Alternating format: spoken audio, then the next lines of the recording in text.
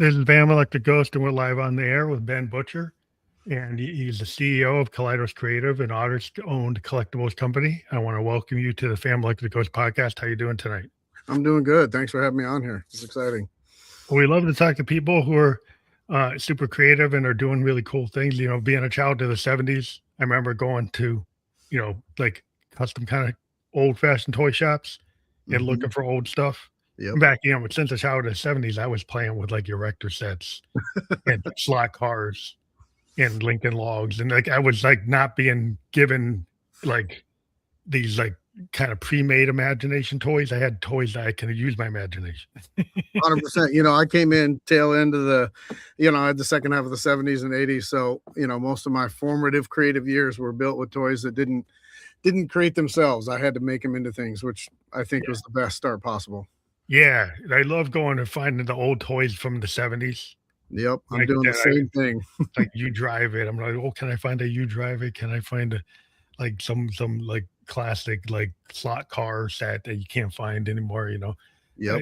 I just like the old toys where maybe you could get like you don't want to get electrocuted, but like they weren't so like they thought that we were smart enough not to do that.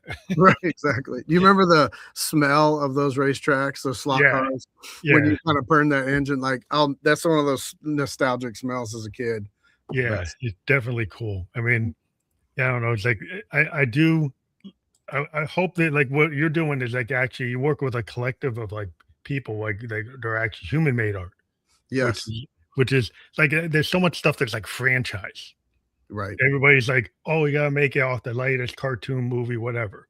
And it takes away from like a kid actually having like, what if you just create some new thing that has nothing to do with some intellectual property? It's like your own idea. Yeah, no, I mean, that's really the motivation around starting this company, right? I spent most of my career working with other franchises, like you mentioned, and licenses, and you learn a lot of great things. But yeah, there's something about creating new stories, new characters, and just it feels like it's a good time. I think people have kind of those old licensed franchises have been been out there a long time. I think there's an opportunity. It's not an easy road, but there is definitely an opportunity to inject some newness. Yeah, I think people are getting like a little tired of like these people retreading the same thing over and over.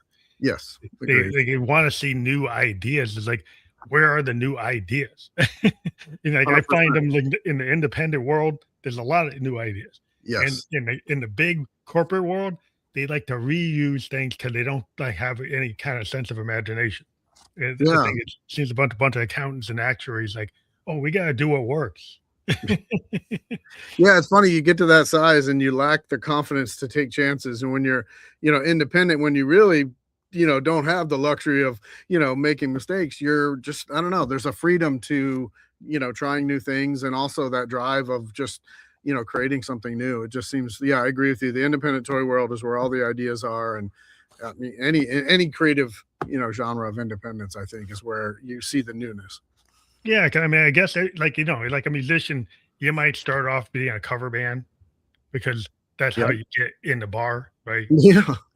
Listen to your original song, and then you sneak a couple of original songs in, and then you start sneaking more in, and then eventually, like the whole set's all new stuff. But like you have to kind of creep it in. It's like that's how kind of it work. Does it work? Like you had to learn, like put your 10,000, 100,000 hours in to kind of know what the world is that you're in, and then figure out like, okay, how can I do something that's not boring? Or just something that I haven't done before, like you go down those roads, like you said, whether you're playing, cover songs, you're like learning from all these situations, and then you learn from people who have already gone through it. And then you're like, okay, and you're just going to dive in the deep end. And the funny thing is everything you learned helps you start it.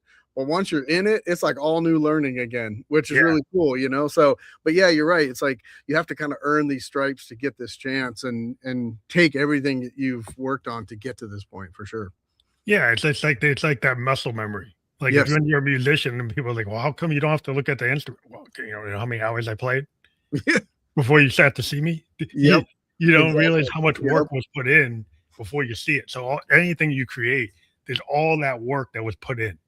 Right. There's all that like artistry And I really like the artistry, like artisans. If you go back, 100 years, everything was like, you look at these really old toys, 100 years, 200 years ago. Mm-hmm. The stuff is like almost like dolls, Yeah. right? Look at real dolls, like they used to, what the kids used to get. Yeah. You know, Yeah. Craftsmanship in those is incredible. it's like unbelievable the level, like a detail in that stuff. It's like, and it's like it seems to get lost when you're like, you mass produce something, you know how it happens. Like the diner versus the franchise. Yeah. If I have time, I'm going to the diner. Exactly. Yeah. And that's the interesting thing is like, when you start something and you want to start with the diner, like how do you maintain the diner? And you want to make a few more diners, but you don't want to get to the point where it's a franchise. So it's like finding that balance is what we're trying to figure out now. But yeah, it's the essence of, oh man, this is a one of a kind place, or this is a one of a kind idea. How do you go in and enjoy that? Yeah, I think there's like my daughter's 25, and a lot of the kids her age long for like the stuff from the 70s and the 60s. Like they're going back and they're like, yeah, I know what's going on today, but I like a lot of this older stuff. They're looking for the older stuff. They're looking for older cartoons, older real books. They're not like 60,000 word books. Yeah. Real movies that may be a little slow. Yep. But they're interesting because they don't just like reveal the world in 15 minutes. Like you actually have to like pay attention. Yeah. No, I mean, you're absolutely right. And they're going back to that for a reason. I think people are seeing how limited having access to everything and having it all be readily available, how limiting that can be in a weird way. It sounds strange to say it that way, but I think, you can't beat holding a book, smelling a book, and going through the experience of reading it and finishing it and setting it down. Like it's hard to replicate that in digital. And I think goes for any creative outlet. Yeah, because I mean, I'm a big time comic book collector. I'm a child of the 70s again. I was a big Marvel kid, big like DC kid, but then I got into independence. Yep. But I also was big into like, EC comics and going and finding like the older companies that went out of print. And I was like going looking like I was a crazy collector. Like I was going to these comic shops and finding the old stuff from the golden age and the silver age. And it was about actually having the physical.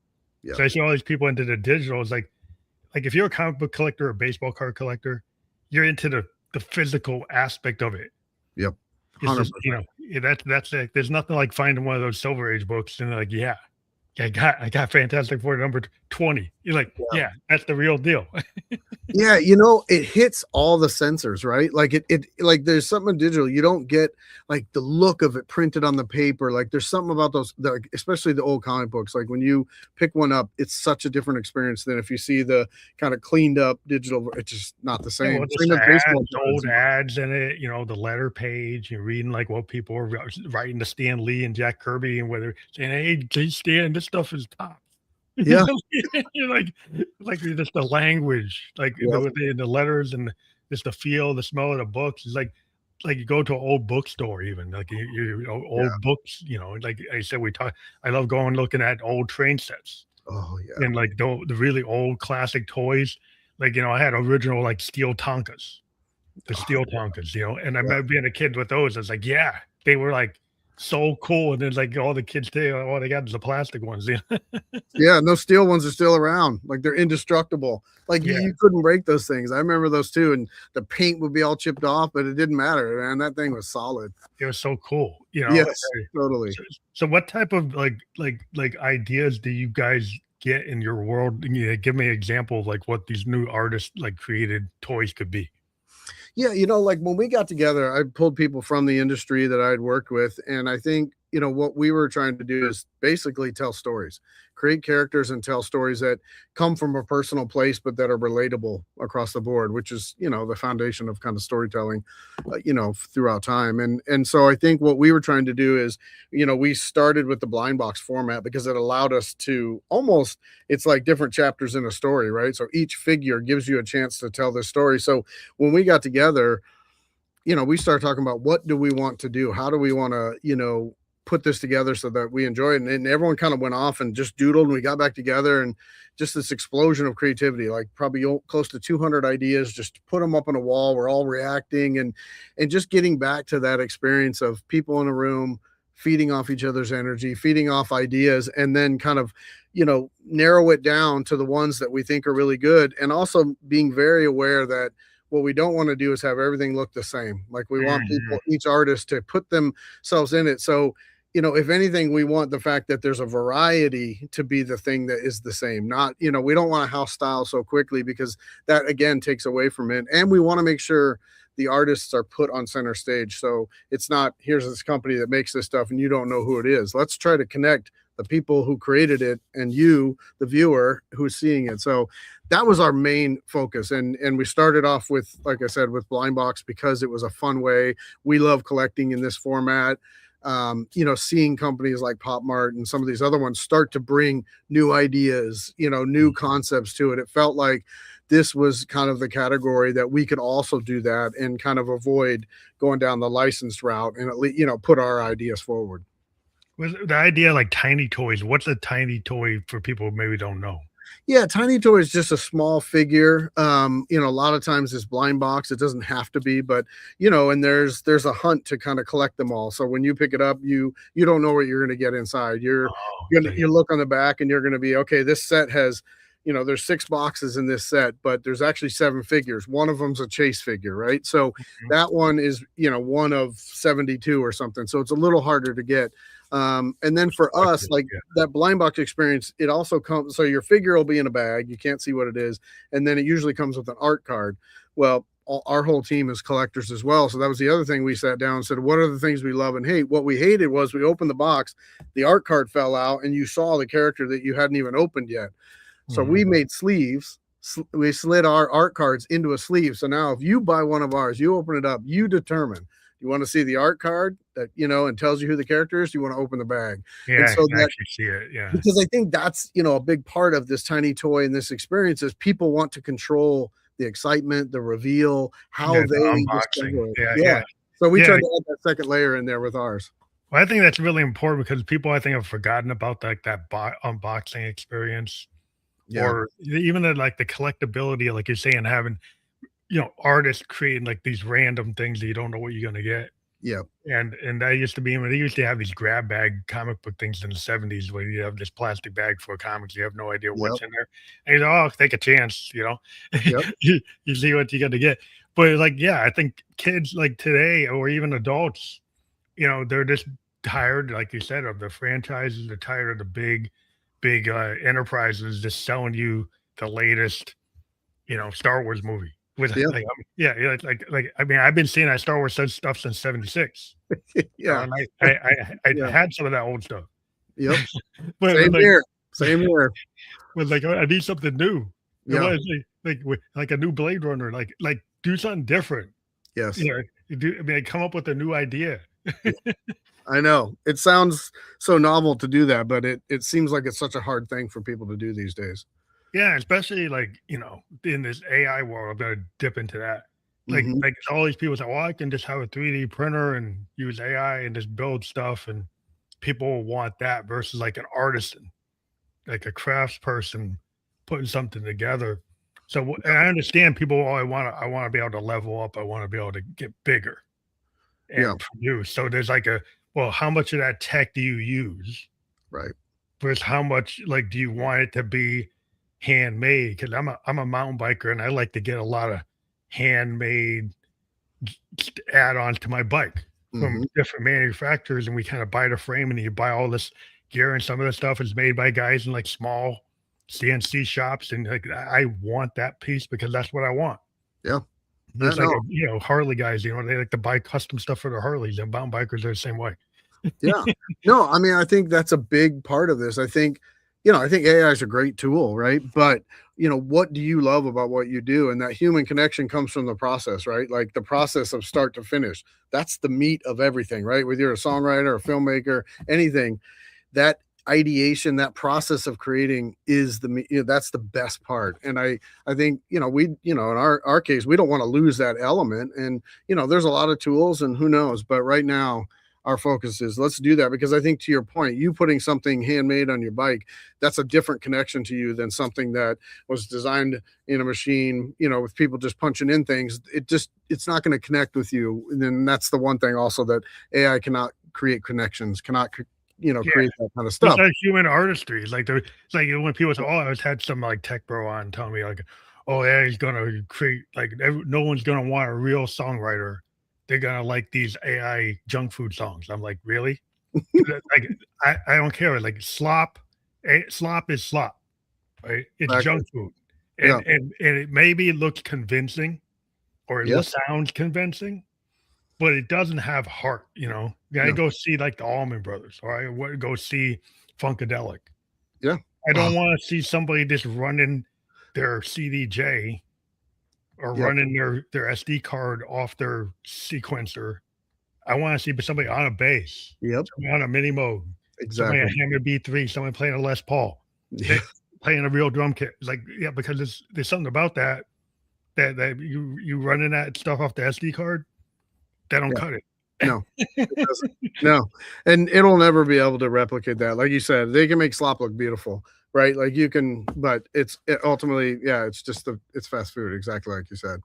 Yeah, it's like again, go back to the diner. Like I live in New Hampshire, and we have a lot of diners, and Mhm. we don't have as many franchises around here because we have a Nice. lot of local places. Yep. Everybody's like dig the local place more. Yeah, So the 100%. the franchises tend to come and die, while the people go to the local place instead because like they always get like rolled out because like we don't want that.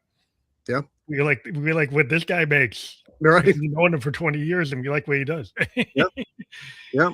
100%. I hear that. Yeah, there's something so beautiful about, yeah, but like just those one-off restaurants where you treat you like you actually belong there. The everything is made with love, and it's just, yeah, because it's not just like you said, like any of this stuff is not just an acquisition thing. Whether I want to get this song, or I want to get this toy, or I want to have this meal, it's an experience thing, right? Like that's what I think gets lost on people. It's like, yeah, we can make the acquisition of things, Yeah, whatever it is, we can speed that up. But what all you're doing is replacing that experience that really that's what you're going to remember from it, right? And so yeah. no matter what it is, that's what that's the best part. Well, it's like the tactile thing. Like you got so many people living in digital. You got so many kids, like everything is like it's all video game. And I grew up with the 2600 showing up, Yeah. and I was in on that. But at the same time, I had my erector sets. I still have my slot cars. I Yep. still had my Legos, my Like, Technique sets, yep. and I was like, I was like, like 2600 is cool, but building this Technique Lego set or my erector set was more cool. Yeah.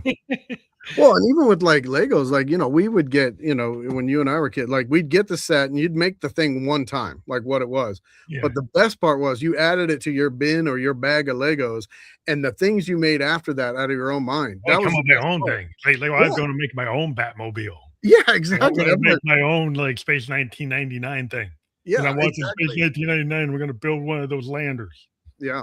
They Yeah. it was like, I just kinda come up with my like, yeah, as a kid, like, that was what's cool is, like, whatever I saw on the cartoons on Saturday morning, it's like, "Well, I can build that buggy. Yeah. I'll build that, like, the whatever that, whatever that cartoon show was doing, I'm gonna, like, HR Puff and stuff, I'm gonna build something that they're doing. I'm gonna like, you kids really get these ideas stream of Yep. consciousness is like, oh yeah, I can just go build that on my rector set. I'm gonna go do that.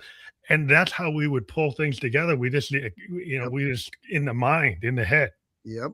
That's what And builds that. That's what builds that ability, right? Every time you do that, I feel like you just kind of level up.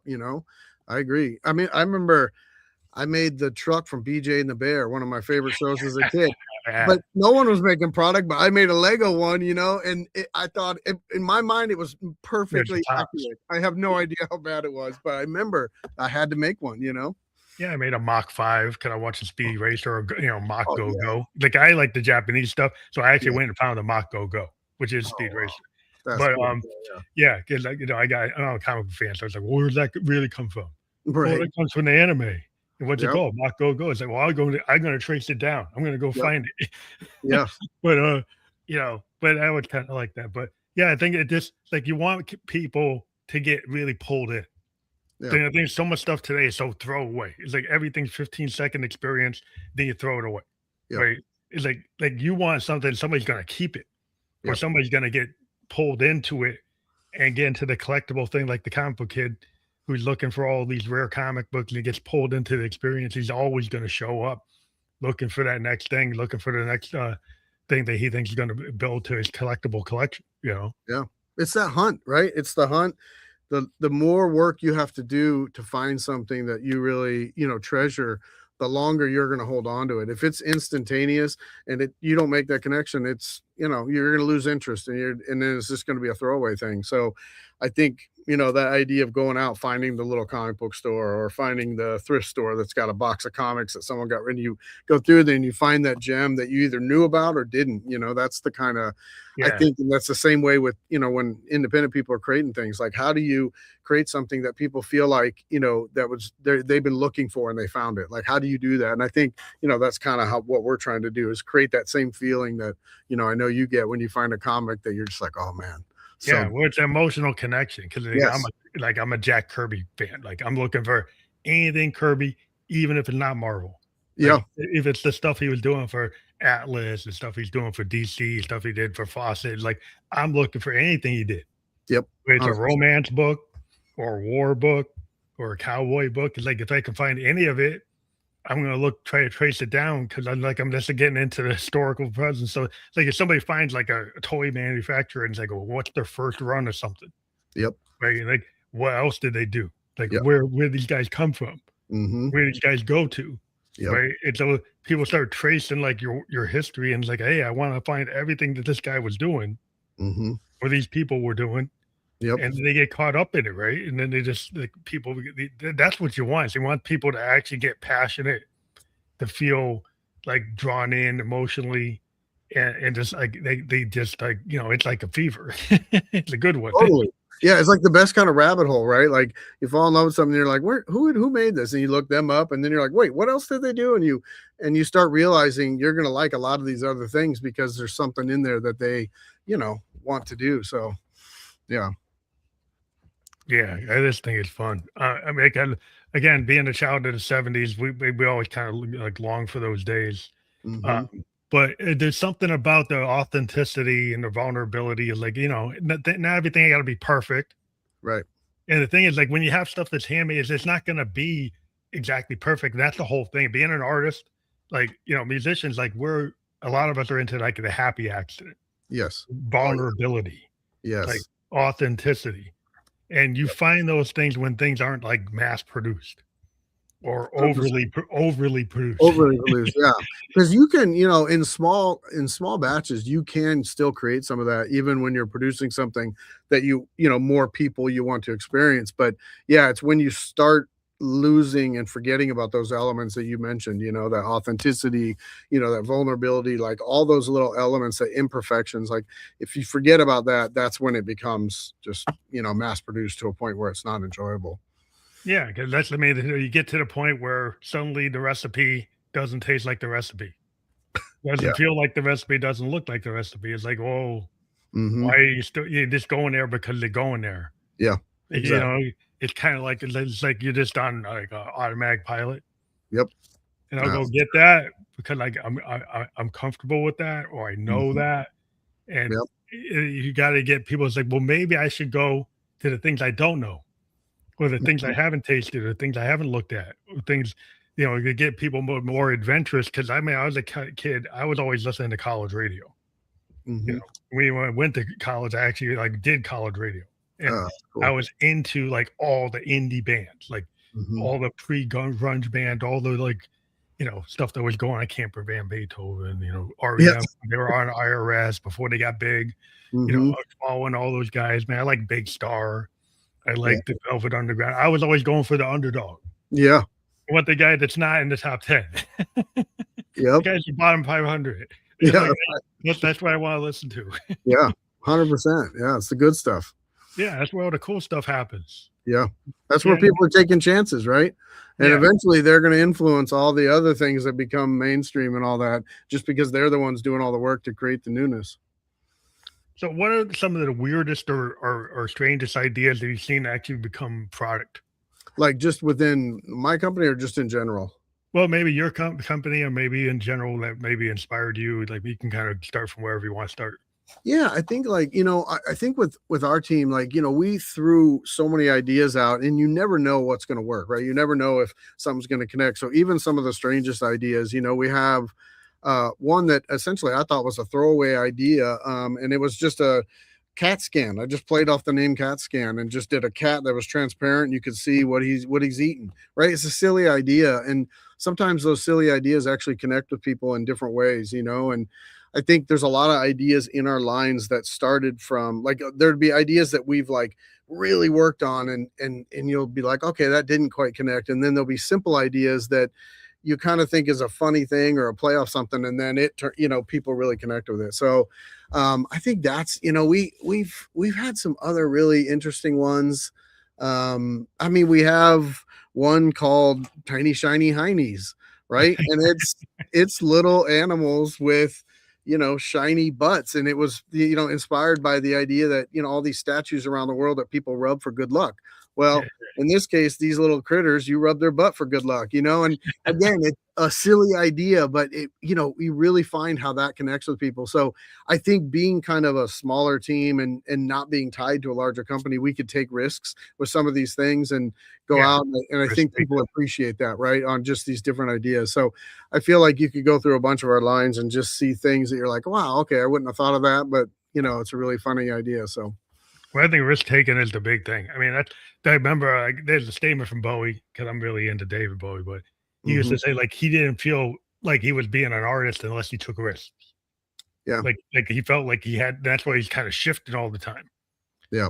And I think that's cool because when people are like if you get if you end up being a guy who's just playing that bar every night, playing the cover band stuff every night, you're not happy. No. Because it's like that's okay. It's a job. It's paying the bills. Right. But it's not really what you really want to do. Right. Like, when you take the risk and you start sneaking the stuff in your set, like I said at the beginning, and like suddenly the set's all your stuff. It's all new stuff. Right. It's hard to do that because like when you do that, somebody's gonna probably say they don't like it. Right. And you kind of have to deal with your ego in your head. And you get like, oh, how am I gonna handle it? But to push forward, you got to get through that. 100%. Yeah, like our approach early on was let's throw a wide net. So we put out, about 30 different little lines, all different ideas coming from different artists, coming from different places. Like because you don't know what's going to work and what isn't. So if we throw this wide net, let's see what connects. And the interesting thing is you have that few that rise at the top, right? That are universally, that people can connect with. And then you find that in different parts of the world, other ones rise, right? Like as long as you're putting something into it. So I think when we like the risk for us was let's put a lot out there. And yeah, I mean, you have to David Bowie said, like, it's going to hurt your ego. But if you channel that into a way of like, okay, what was it that didn't work? How do we funnel through? And then also learn from the things that worked. Well, why is that working? And but you learn a lot from taking risks for sure. And it's really the best way to grow. Yeah, I think it's like I think that we have to be willing to like the hill you're willing to die on when it comes to creativity is like the willingness to expand, right? To be expansive. Yep. Right. And to not be so narrow because everybody's be narrow and just stay with what you know. And the thing is like you can do that.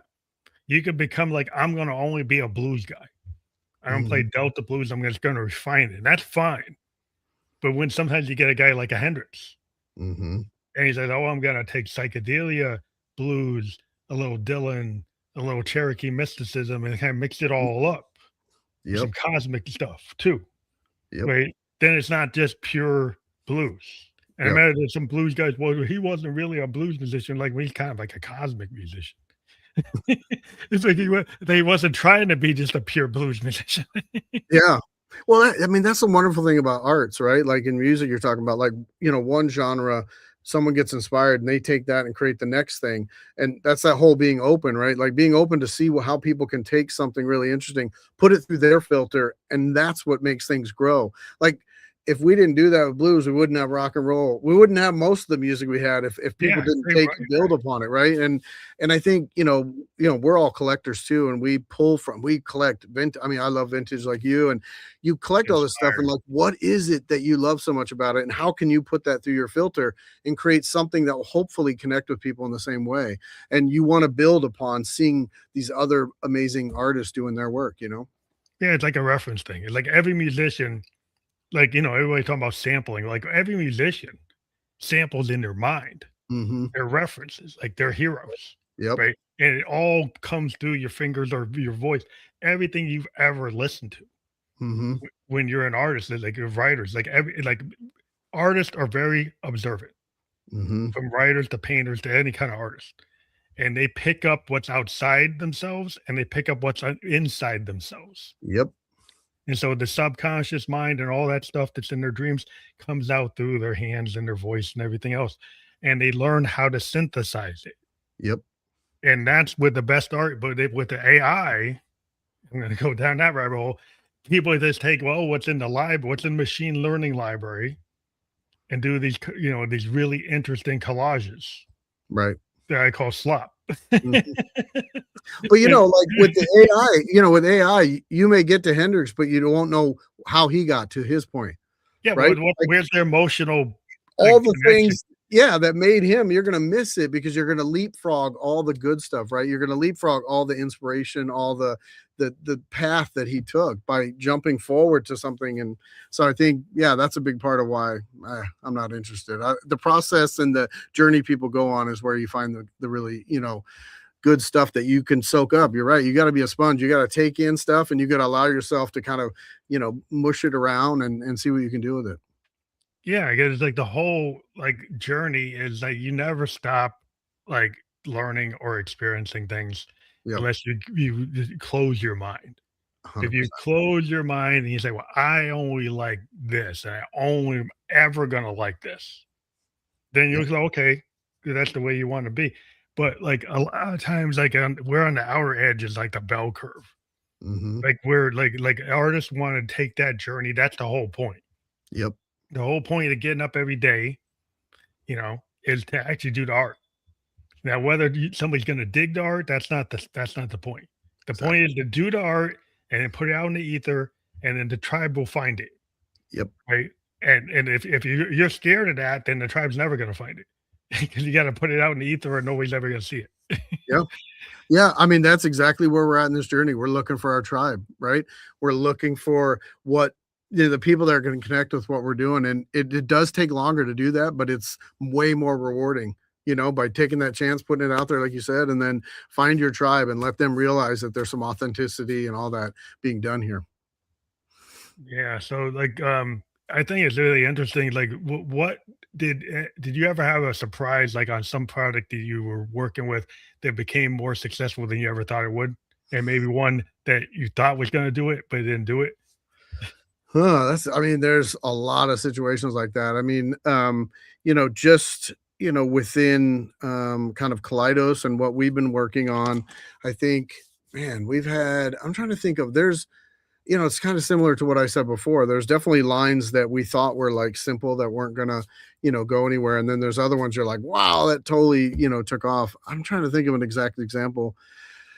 Off the top of my head, I would have to let's see, what would be the best one that we have? I mean, we've started with some art vinyl figures, which are a little, that's more the independent toy route. And so we've done a few of those, and those are interesting trying to find that tribe because it's a little more expensive of a commitment. But, I think those are slowly starting to find their way. So, I think we thought, okay, these will hit right away. And they're a little bit slower because I think it's a more unique tribe, to find it, where I think our blind box definitely have are Mhm. there's a bigger tribe, there's a bigger audience that are looking for that. So I think, they're kind of finding that, and then that's kind of leading them into the rest of the creation that we're Rest of doing. the stuff. So you have like an introduction, that Yeah, that brings people in, yeah, and then they get hooked, and they say, "Oh, what is here?"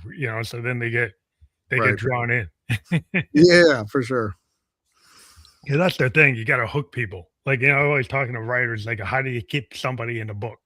Y- Like, you got to keep them in the book. Like, if you're a musician, you got to keep in first, 5 seconds, 15 seconds of a song. You got to get them to not skip it. Yep. You know. But Yep. then today is the attention spans is a problem because in the '70s, I would sit in the basement and have my vinyl, listen to Pink Floyd all the way through Hmm. with my buddies. Today on the playlist, you don't even listen to an album, you're listening to multiple records, from multiple people. Hmm. right? And sometimes you're not even getting the full picture of that artist Right. because you're just skipping around. And the singles aren't always the best representation of the artist. So Mhm. like with you like the blind box idea, that's cool because you're gonna get this kind of thing, not what like, everybody thinks you want. Right. You give people like this randomized like, so maybe you'll like this. Why Yeah. don't you try it? You know, I always felt like the B-sides of those singles, Yeah, like, that's usually the song that the band puts in there that's not gonna be the one that hits the label, and the same with us, like, we'll have a bunch of figures that everyone can get, but that rare figure, when you find that one, you're like, "Oh my god, like, that's the this one. is really cool," right? Like, that's the meat of it, and we're able to put even a little more stuff into those rare figures, so, like, yeah, I would say, like, this exact perfect kind of way of looking at it. You have your singles and you have your B-sides and, like, Yeah, what the deeper what tracks. tells you, yeah, what the deep tracks, exactly. Yeah, so deep tracks that really tell you who the artist is, Yep, right? Because that's the one where they're not trying to get the A&R guy to dig it. yep, They're yep, actually doing what they wanna do. yep. I mean, that's kind of like what we're able to do so far, only being 2.5 years old. Like, we're not having to answer to too many people yet because we're just putting things out there. But there will come a time where we're gonna have to make those choices and, like, how do we keep those deep tracks coming, right? You don't Yeah, want to get rid yeah, of how it. do you do that? As they get bigger, that's always the rub. Yes, Then100%. the rub is, like, how much, automation, how much, like, having, like, the bean counters make the decision. Yep, Do you look at, like, American muscle cars, yep. you get all these cars like, "Oh, look at all this, like, workmanship and all the quality." Then you get to the late '70s, like, "What happened to my Mustang? What Yep, happened? Why does it look like that?" yep. Just different decisions, right? Like, the decisions start changing, and I think that's what you always have to be aware of from an art point of view. Yeah, Yep, you're like, did they take the guy's taste? Like, well, we think that's the taste. Really? You just didn't wanna spend the money. that's it. Exactly. Or take the time, right? And take a chance, like we were talking about at the beginning. It's like it's a lot easier to not do that, to go with what's already worked. Yeah, that's the big trap. Like, what I see is the clone copy trap, like Yep, copy paste. yep. We got a whole like, everybody wants to make the cat video and use the same song Yeah, because this guy used that song. So maybe I can get 1,000,000 views if I do the same thing, right? mhm, So how many generations of the same stuff yep, are we seeing? Like, I was watching my daughter's TikTok and I'm like, no, it's like the same sound effect on multiple reels, yep, the same music on multiple reels. Like, mhm. you guys don't listen to anything else. Yeah, I mean, you can literally look at every area in this world. I mean, even the, collectible figure space we're in, there's so much of that where you're like, man, I saw that in the 80s. I saw that in the, or that it's just a lot easier. And it's, like you said, it's less of a risk. I think that's the hardest thing for people to do is to just try something new. It's much easier to go, well, this kind of worked. Let me take this format. Let me take this style. Let me put them together. Let me have AI polish them up nice for me. And then there you go. It'll work, right? Because I've captured these things that have worked before. If you take work, but and it may work for a split second, but over time, like you said, the Like a interest, one-hit wonder yeah, versus, like, and it's somebody who actually can, like, stay relevant.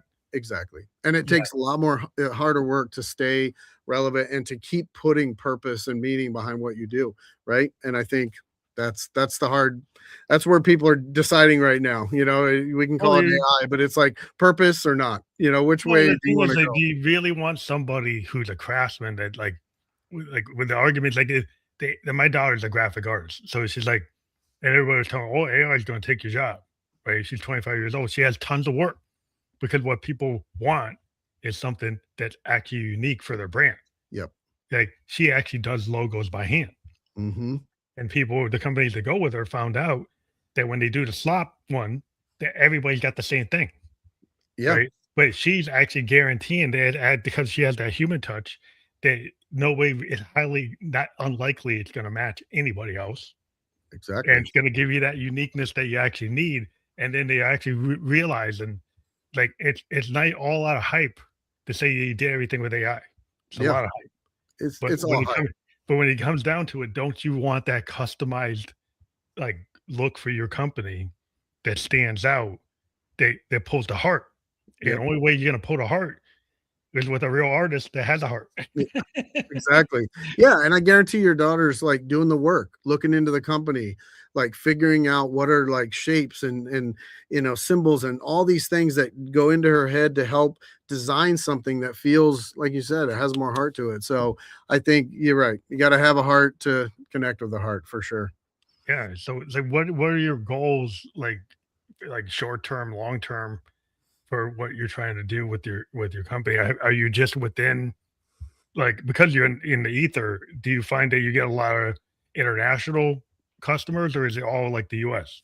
No, so we've grown internationally. I mean, over the last year or so, there's a bunch of reasons why it made sense to try to, spread out and get and grow your business in other countries just with all the different challenges. But I think also our short-term and long-term goals our goals are very similar. We want to get our stuff in the world. We want people to connect with it. We want people to see and appreciate all the work we're putting into it. And then we want it to grow that way. We want to build upon it for the right reasons. And we've set a ceiling. Like we're not trying to, we learned a lot from the companies we work for. We don't want to go public. We don't want to get so big that we got, we're making decisions for different reasons. So, we want to get to a certain place and we want to be able to just, comfortably continue to create. We want to, I think long term, we'd love to be able to grow this and bring more artists in, work with Mhm. outside artists, and keep that channel open for, people who want to enjoy the creative process and put something new out there and be able to help other people take risks.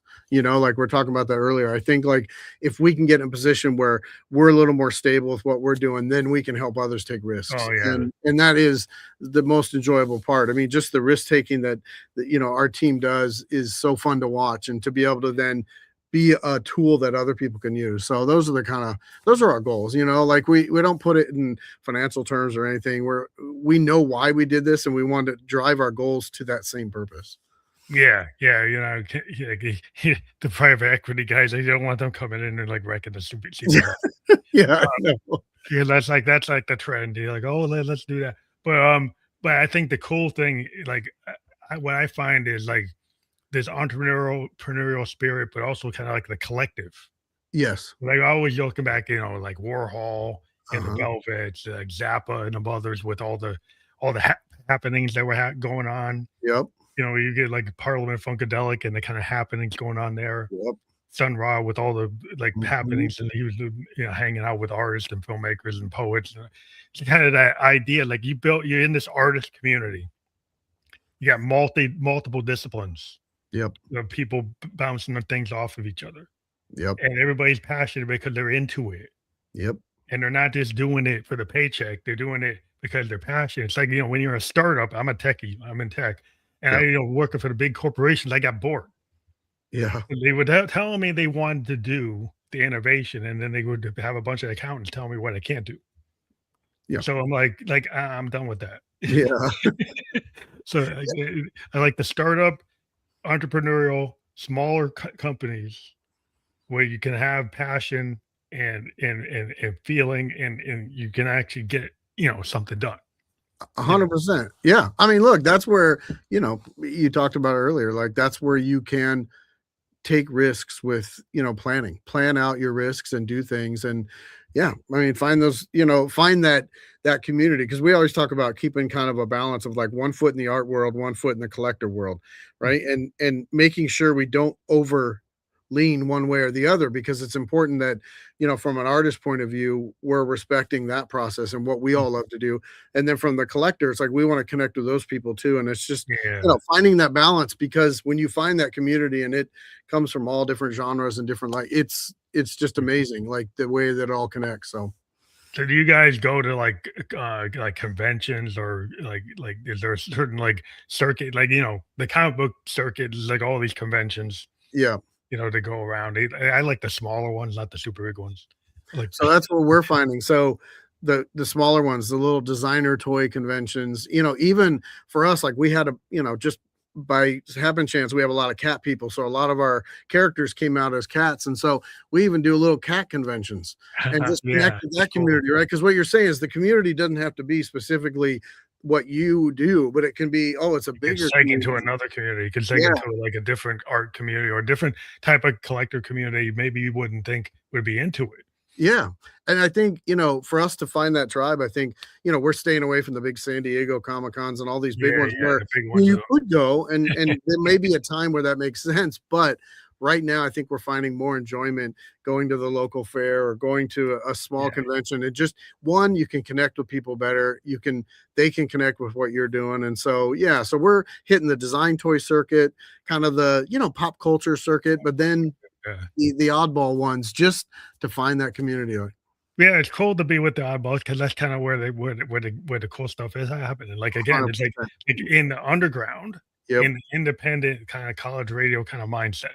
Yeah. 100%. Yeah. That's where the people are longing for. Like I'm tired of all these franchise things. Right, Yes. I'm tired of all this corporate stuff.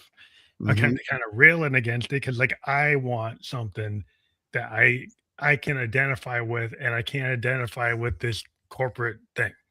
I Right. want to identify with an artist that actually has a cool idea. Maybe it's a weird idea. Hmm. It's okay that you like weird stuff. That you don't have to have uniformity in how you like things. Like some folks might like that, but like people just want to be able to get into what they're into. Yeah. You want to find the people where weird is their normal.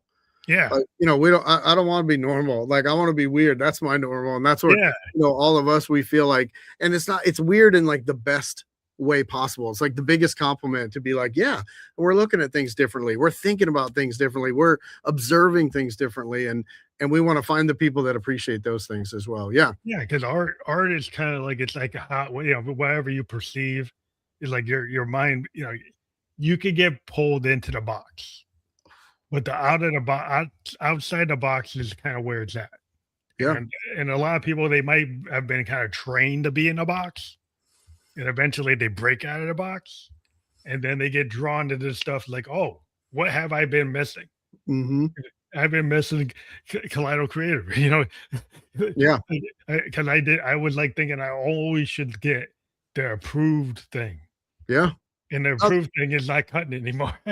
Yeah. No, the box is so comfortable. The box looks so enticing, but you're not going to ever be nervous in the box. And if you're not nervous, then you're not really living. You're not really Mhm. trying things. You're not really taking risks. So I think being outside that box where, you're just worried about stuff, but you're also living, you're really believing, and you're trying things. And yeah, I mean, you can look in that box and see how cozy and comfortable it is, but yeah, you don't want to end up just getting sucked into that box. Well, I mean, it's like there's a nature to be safe. People don't want to be suffering from like anomie, like I'm going to my sociology. It's like, oh, I don't want to be on the outs, Yeah, right? But like, you know, back in old, even like Hendrix, like, I'm gonna let my freak fly high. You know, exactly. and it like he's a big musician, but he's like, I'm not like everybody else, and I Yeah, know it. exactly. He's like, I'm not trying to be like anybody else. Right. And there's nothing wrong with trying to actually push it like a little bit, like the cool thing I like about the 70s and the late 60s. And Zappa said it. It's like, you know what? We used to have these guys, they're managers with the big cigars. He said, Frank, I don't really understand it, but maybe the kids will like it, so we'll give it a try. Right. But now we got these managers, like Frank said, like, and now we got these guys think they know. And as I was the end, like Frank was going on this like interview, it's like with these guys that think they know, like the guy with the cigar, I'd rather have the guy with the cigar. Yeah, It said he didn't know, but he'll give it a shot because I don't know what the kids really like, so let's try it. yeah. Right? Yeah, but that's what we need. We don't need the guys saying they know. No, there's far too many people that say they know, and they're creating the same cycle of sameness, and I think the ones who don't know are the ones taking risks, and that's why you don't see it at the big level that much anymore. Yeah, because we need to let the like creativity like unleashed 100%. because That's when the good stuff comes out, right? When you yeah, just take away the parameters and just and put artists in a position where they can feel comfortable, that's when the best stuff's going to come out. that's awesome. So have you got anything like I know you're obsessed with tiny toys, that's the name of our episode. Uh-huh. Are there other things that you're going to be looking at like in the future? Yeah, I think, in an ideal world, we'd be able to take these tiny toys that we've started with and that are built around these worlds we've created. And, we're starting to dabble with animation. Again, we want animators making it. So we have a small studio that's actually, Mhm. doing animation. So again, it's going to take a while to get there, but how can we bring these stories to life so even more people can connect with them at a deeper level and we can increase that authenticity? So I think we'd love to figure that out.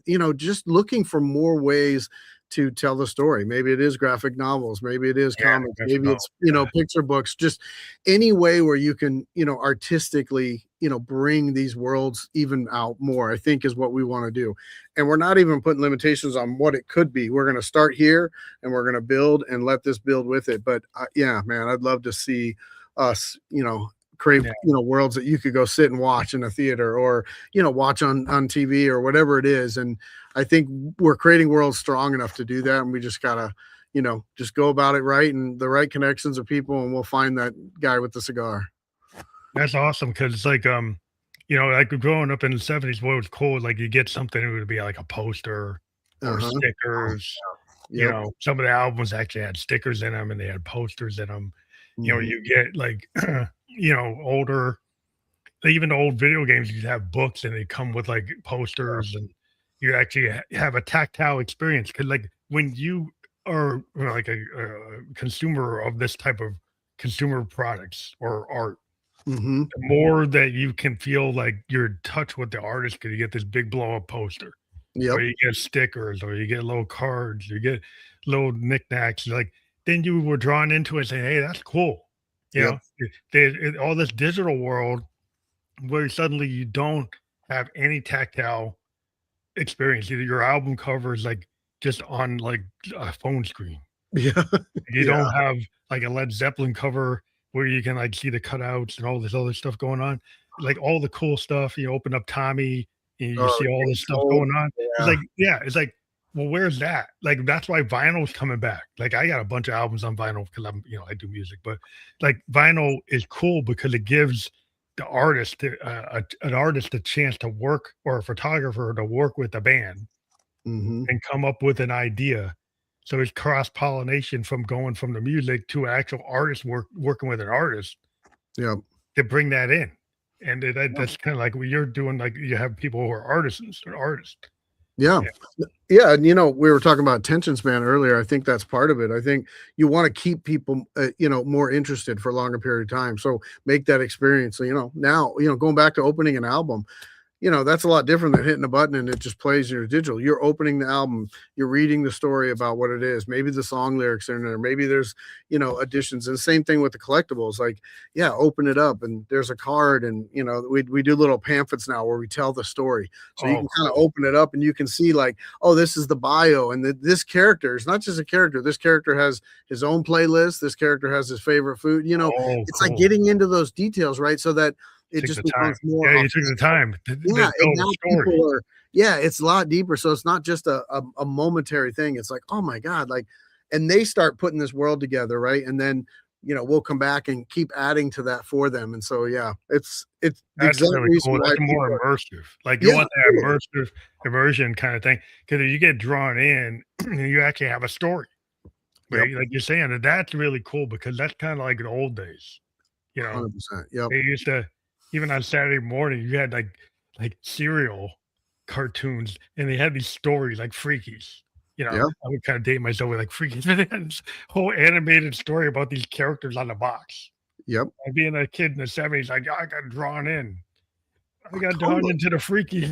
Yeah. I mean, just remember when, like, action figures came with something on the back of the backer card, and you would cut it out and keep it, like a GI Joe or something, or Yeah, it yeah, would come with a booklet, like a little comic inside, right, to yeah. tell that story. Like, I think people have forgotten how much that People like means that when though, there's more to it, and I think that's what we're trying to get bring back that to. back.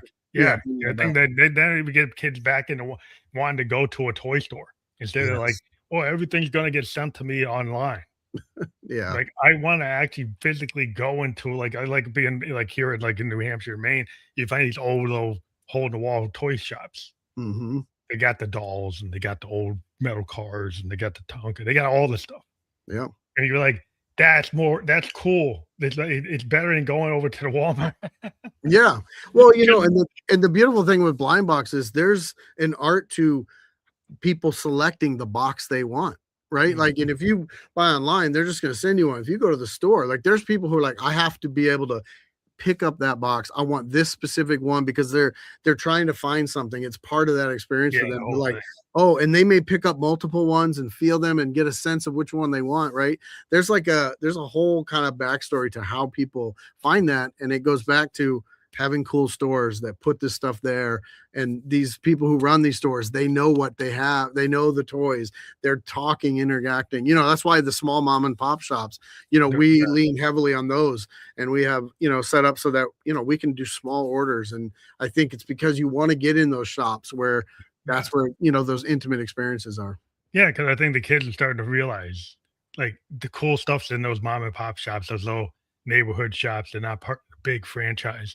Again, like if you find those, like I used to go to these little hole in the wall, like comic shops. They weren't like, you know, now we have these brand name ones, like these franchise ones. But like, you know, I was growing up in like, you know, Springfield, Massachusetts. There's one place called a Rebel Peddler.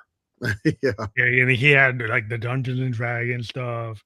He had all the old Silver Age stuff. He had some Golden Age stuff. And it was like, you know, you go in there, it's kind of like it's a little rinky dinky. But I would stay in there like all afternoon. I mean, all afternoon with my buddies. Like, oh, we found a Steranko Nick Fury. Right. You know, like, oh my God. Yeah. You know, we go crazy. That's it, man. That's what people want these days. They want those type of experiences and moments, you know. Yeah, it's definitely cool because like you're bringing up my childhood because I was really into the toys. Yeah. And I have to check this out. I'm gonna have to go check it out because like I like what you're talking about. But I want people to take the QR code with their phone. Yeah, we got it up here for you for Kaleidos Creative, and you can scan that. We also have the link on the bottom, but those are clickable within the podcast platform we've been on. We've been on LinkedIn, been on YouTube and Kick, and we'll also be on all the major platforms like Spotify, Apple, iHeartRadio, Amazon, Facebook, later by end of day tomorrow. But I want to thank you for taking the time to be with me tonight. Yeah. You know, it's been really cool. Yeah, man, I love talking about it. It's definitely an energy that we share just with, you know, the way we like things, the comics, the toys. And I think, yeah, if you go to our site and take a look, I think you're going to see a lot of that nostalgia come forward just in how the stories are told, the types of characters and all that. So I encourage anyone, but definitely check it out. I think you'll like it. Oh, definitely. Thank you very much for taking the time with us tonight, and have a great rest of your night. All right. You too, man. Thanks.